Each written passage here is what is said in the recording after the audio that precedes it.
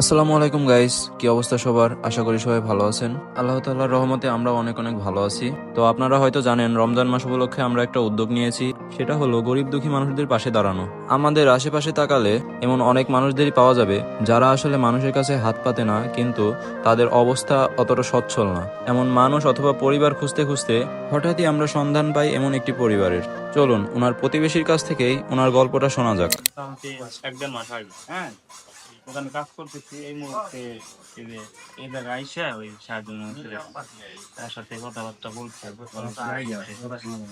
হ্যাঁ, তারপরে মানে আমার কাছে গিয়ে পানি খাইছে, বলছে যে কাকা পানি আছে, পানি দাও। পানি টানি খাইয়া বাসায় গেছে। আমি এক জায়গায় গেছি যে ওয়াজে, আমি ওখান থেকে খিচুড়ি টিচুড়ি খাই বাসায় গেছি।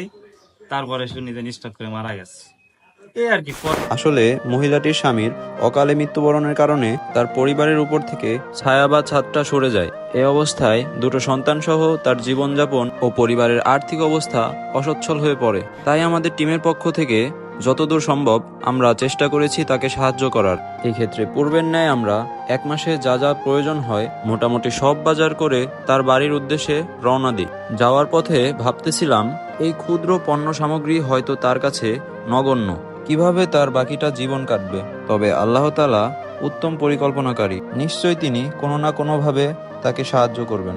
এরপর আমরা বাজারগুলো তার কাছে পৌঁছে দেই এবং অনেকক্ষণ কথাবার্তা বলে সেখান থেকে বেরিয়ে পড়ি। আপনাদের কাছে যদি আমাদের এই কাজগুলো ভালো লাগে তাহলে আমাদের জন্য দোয়া করবেন। আল্লাহ হাফেজ।